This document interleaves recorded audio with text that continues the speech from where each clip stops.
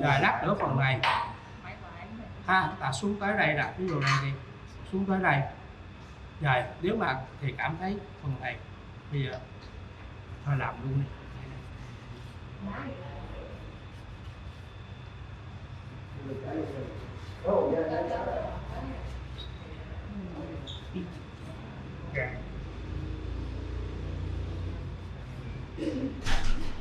Nằm xuống theo nữa, tạo thêm cái bảng phần này lưng chừng, phần này nhỏ, cái bảng nhỏ đi rồi làm.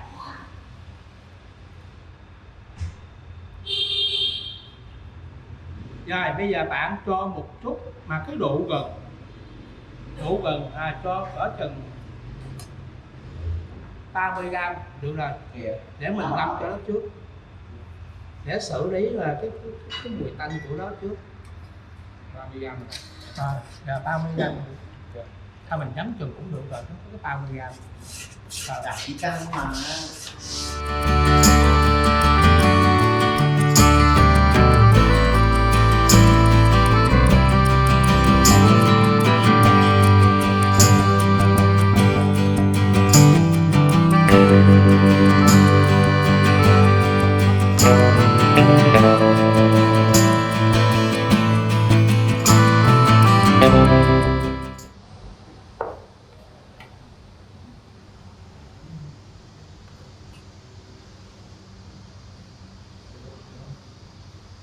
Rồi phần này bạn cũng cho một chút xíu tính giờ hậu đã Rượu gừng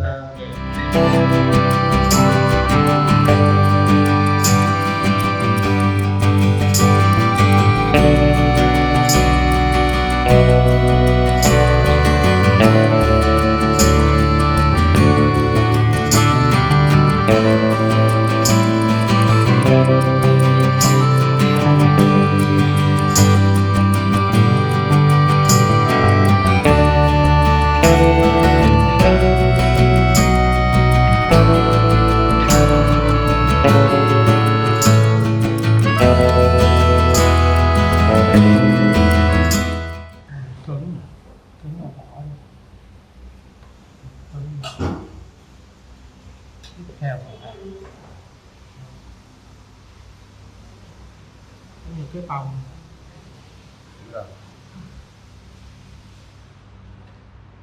giống như cái bông. Rồi lát nữa xong đó nó cuốn vô vậy là thành cái bông, nó xè ra rồi hết. Rồi mình đó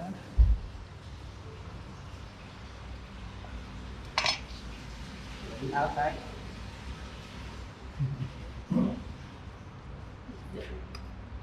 đưa đi một trụ lấy cái này qua đó.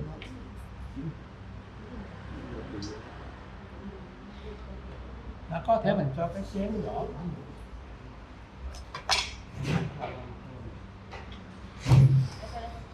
Đúng rồi đó.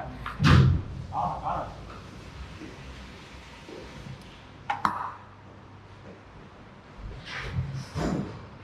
Người ta người nét rồi. Đúng rồi đó. Cho vô thấp nó dễ chụp hình hơn. Thấp ăn lửa sơ qua đấy. Cắt cái vải cái.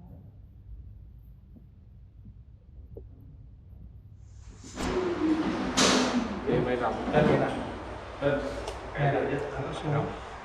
Cái này không biết em đã làm. Để sao lại đi.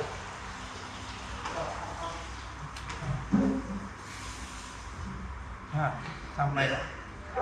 Gỡ vào qua bên này.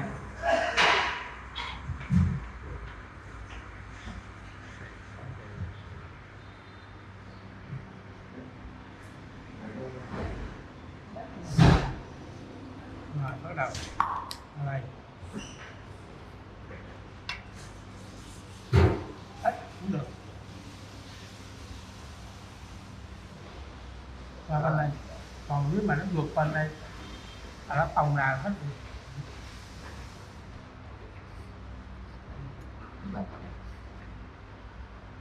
Rồi, con này.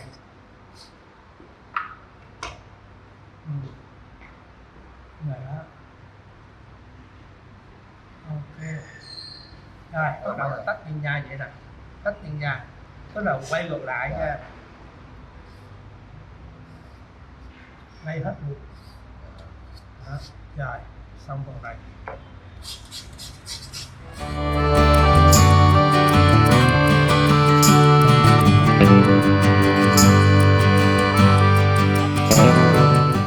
Thôi trước phần này trước. Đó, bây giờ phải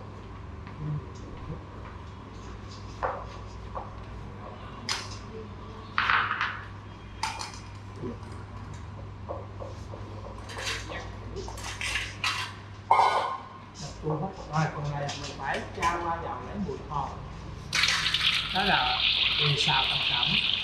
Rồi khi nào mình tra qua dầu nhiệt độ mình không cần nóng mát, tới chừng 3-4 thôi.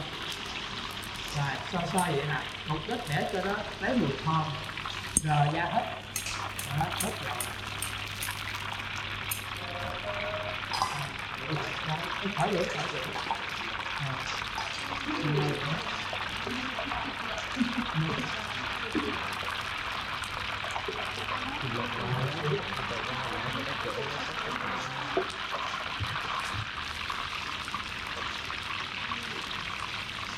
Tới rồi nha.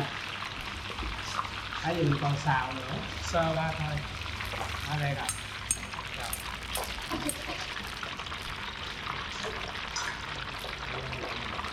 Đặt chung hết luôn.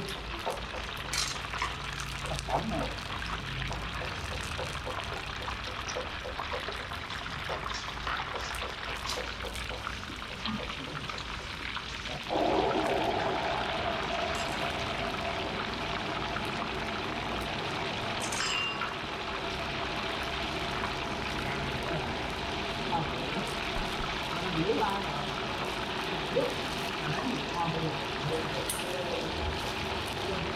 Mình xử lý qua cái bột năng lượng rồi.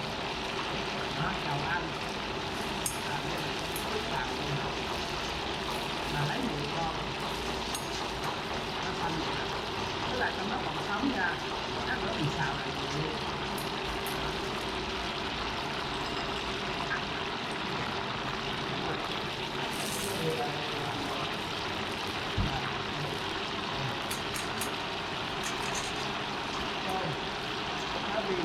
Cáo viên trước, xong cuối cùng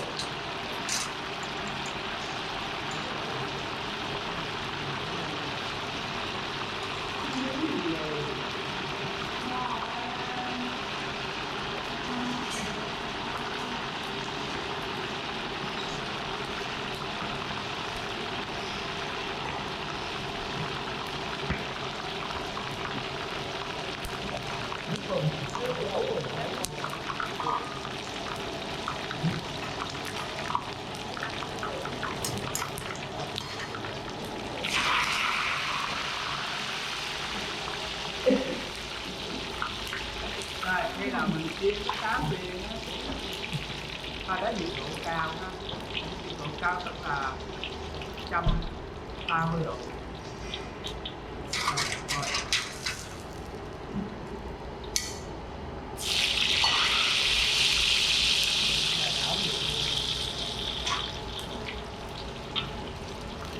Nước còn là tôm.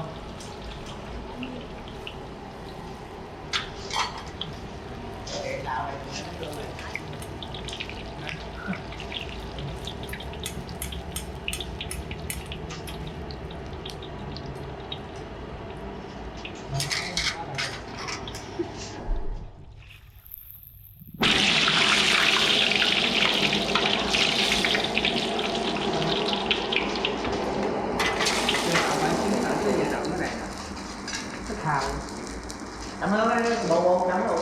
Ngồi ở đây. Cái đầu chỉ vào Đó. Cô vậy. Cắt cái tay đó. Đây nó khúc này.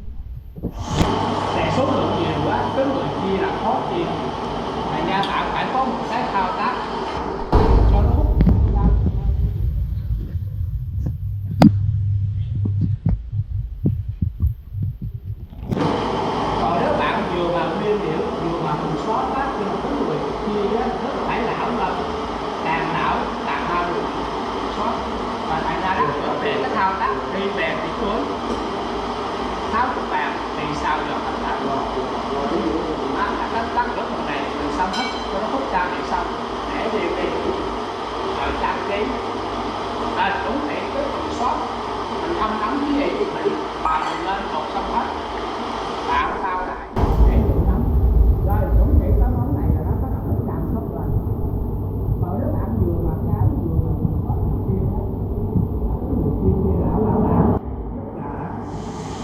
càng lão cái phần sót mặc dù bạn có một mặc dù nó sẽ qua cái thời gian bạn lão đó nó chạy lại và nó thấp luôn.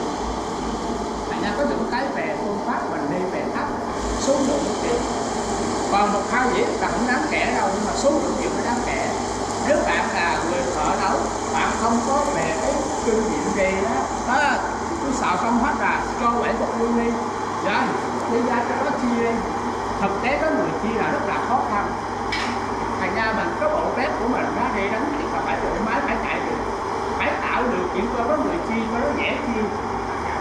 Ví dụ một dĩa này 4 miếng là 4 miếng, 5 miếng là 5 miếng, đều hết luôn.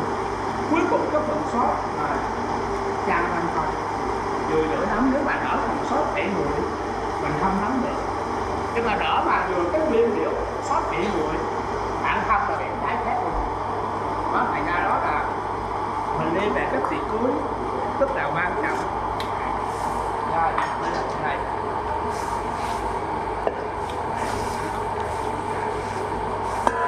vô hai con một không cái lỗ rồi này là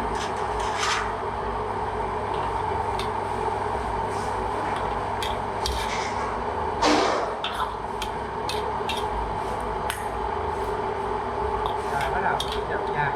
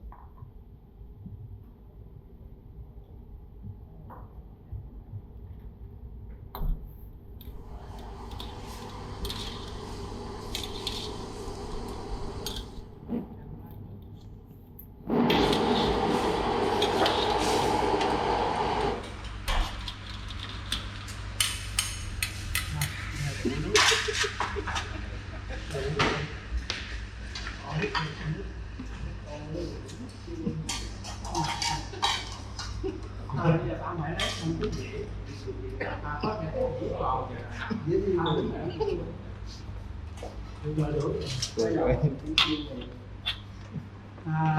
gì đó đừng rồi.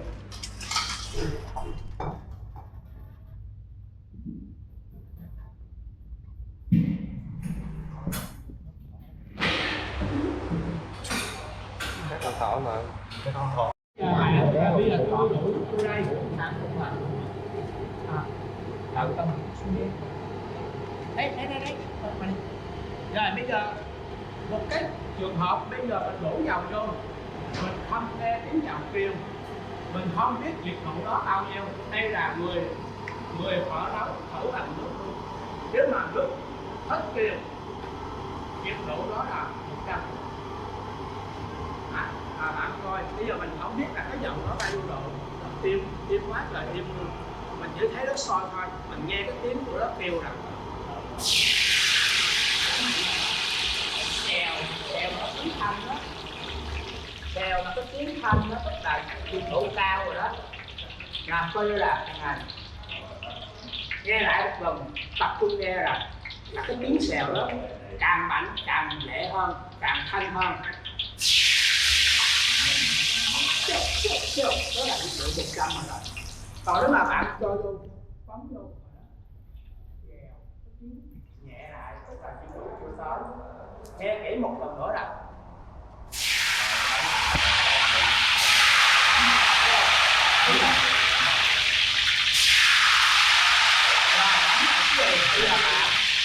ở đây đèo nữa là thấy nhiệt độ cao, bạn thử một thậm trước cho đó coi nhiệt độ nóng cỡ nào. Nhưng mà đồng thời khi tắt nhiệt độ nóng bạn phải tắt lửa trước. Tắt lửa là thử một động. Đây là lỡ lên liền nè. Phòng to, ok. Rồi, nhưng mà khi nào phần này là phòng to gì phải không? Rồi, rất là bạn thôi. Rồi, bây giờ nhiệt độ đang nóng, mình không cần quá. Đây tấm giữa này, xuống. Tấm giữa tăng ra. Đó, là nóng nữa sẽ phòng to lên. Còn nếu mà nóng, chưa nóng, đã phòng nhỏ. Rồi, sau đó bạn chiên thêm cho nó vàng. Là khi nào mình chiên qua một cái nhiệt độ sẽ hạ bớt rồi bạn phải tăng lên một chút xíu. Rồi khi nào lấy phần này lên á, mình có vừa chiên xong mình vừa lấy ra thì cái dầu á giữ phần luôn hết. Bớt là về thao tác, tất cả các loại chiên về thao tác cho nó bớt dần qua cái này, đúng vào trước, không cần giấy thấm dầu. Nếu mà bạn nói là bây giờ tôi lấy giấy thấm dầu, nếu mà về thì tôi mấy chục bàn, 2 tuần không đủ thấm đâu. Nhưng mà về tiêu hao rất là cao. Rồi ơi, bữa nào mua có 2 cuộn giấy về, một cuộn tới mấy trăm ngàn nữa, cái cuộn lớn mấy trăm ngàn. Trời ơi, hôm nay thôi hết trơn luôn rồi. Ở đây về ăn thua cái người kỹ thuật nấu nướng là cái người nướng chảo chuyên các loại, không cần giấy thấm dầu. Giấy thấm dầu là cơ bản thôi. Thành ra là cái về tiêu hao đó mỗi cái nó chút thôi, nhưng mà bạn đã đúng rồi, đã để hại gì rồi đó. Tăng độ lạnh lại, tăng nhiều độ lạnh, tăng nhiều độ. Rồi tiếp theo nữa là rồi một cái trường hợp bạn phải để ý coi nè, hai giáp bì hai dạng khác nhau, phần này mỏng hơn, phần này dày hơn. Nhưng mà phần này dày á, bạn xuống phải chấm giữa cho nó cong ra. Còn nếu bạn để im cho đó chấm giữa bị sượng, nó không cong ra được. Phần mỏng này là khác, nó tự nó có cong ra luôn. Phần này là dày nè, đã dày con luôn. Xuống phần này là bạn coi là ha, xuống. Thành ra bạn trước khi chiên phải cầm lên phải dày qua làm mỏng. Chấm giữa này là tan ra, tan nhẹ nhẹ cho nó phòng ở chấm giữa luôn. Đây là đó.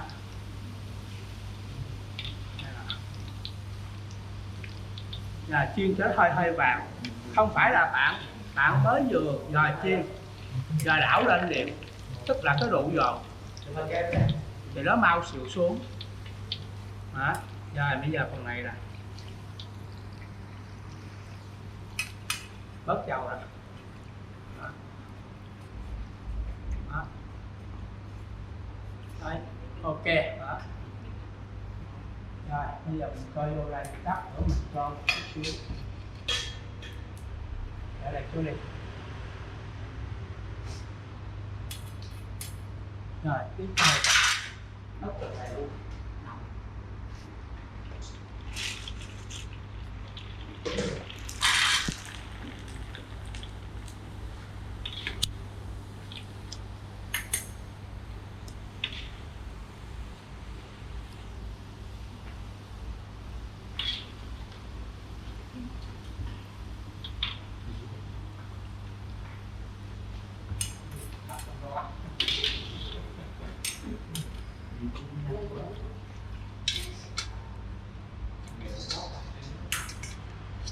Là đảo đủ dầu như là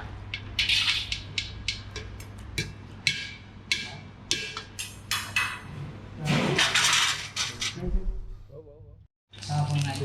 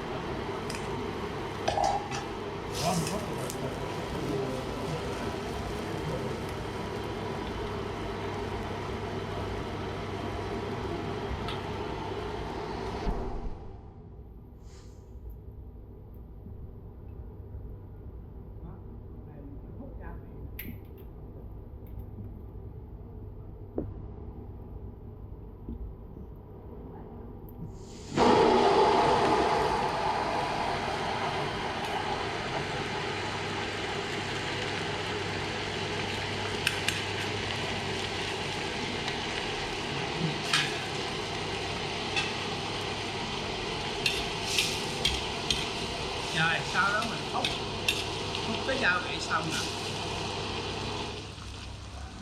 rồi lấy bắp, rồi lấy ra còn này đó là cho cái người kia á.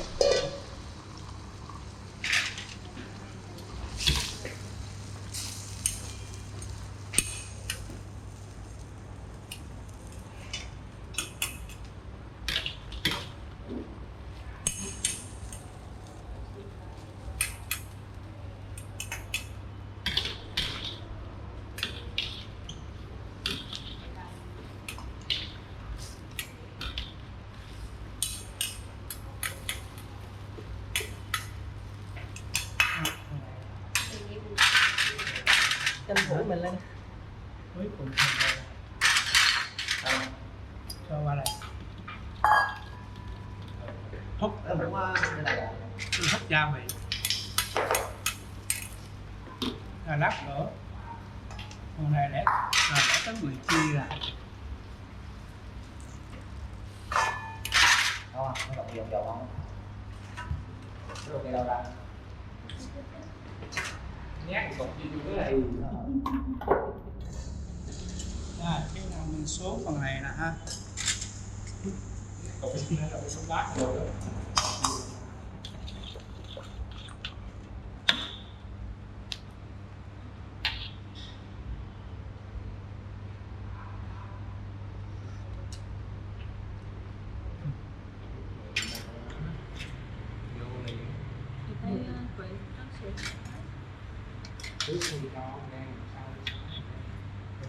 Giờ bạn thử này trước đi, mình tận những cái này vô luôn.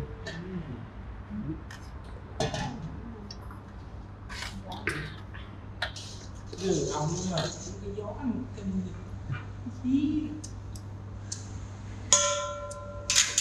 chưa, thử chưa? Rồi. Cho chút xíu vô đây.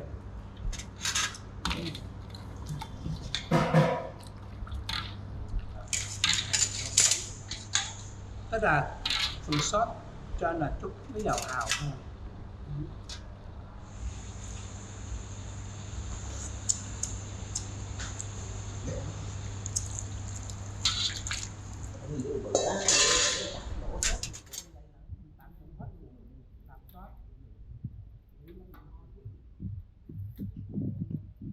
Không có gì ngon ăn thì không ăn ăn đủ cả.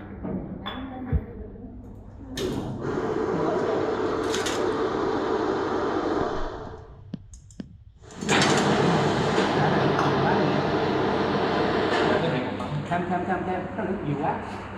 Có thể giúp năng nữa rồi. Tức là bao nhiêu bột là bao nhiêu nước đó. Còn này cũng cần chịu lỗ rồi. Lấy cái bát chơi gì nè. Rõ quá. Chị đổ thay đổ thêm nước nhân vị cũng đậm hồi nãy là có rau vô nó ngọt bát thì có thêm gia vị khác nhau không? Hồi nãy là xào rau ra ngọt, hồi nãy xào rau ra ngọt hơn. Đợi thêm chị đổ thêm nước sốt nữa mà.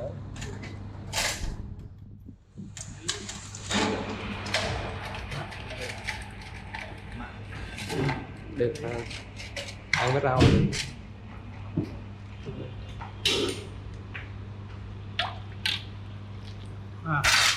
Đúng rồi.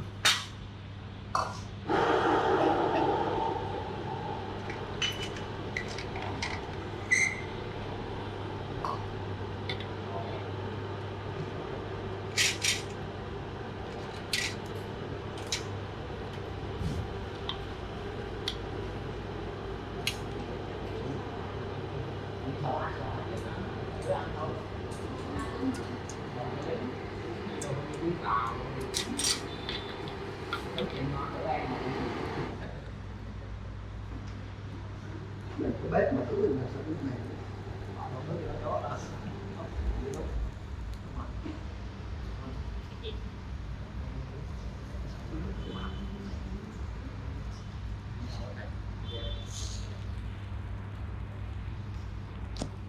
Các bạn cứ theo mà lại cùng đó.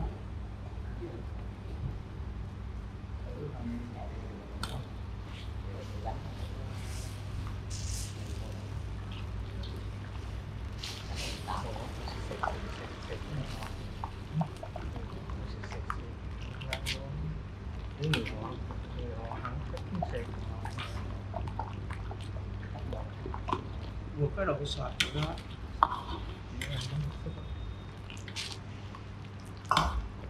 Cuối cùng.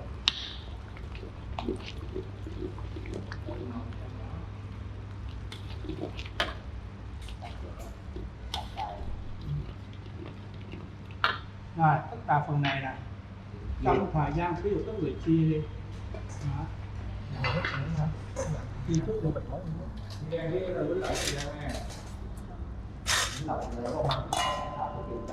Ít rồi mình chiên chiếu ở giữa móc cái tàu xuống dưới Không cho bọn nó thao cũng lại. tính không được rồi xung quanh tính gì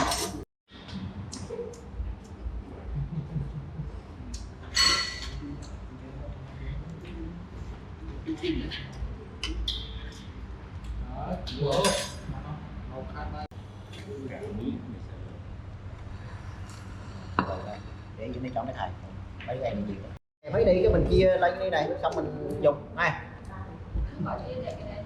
Chia được hết chia luôn. các bạn chia đây chia đây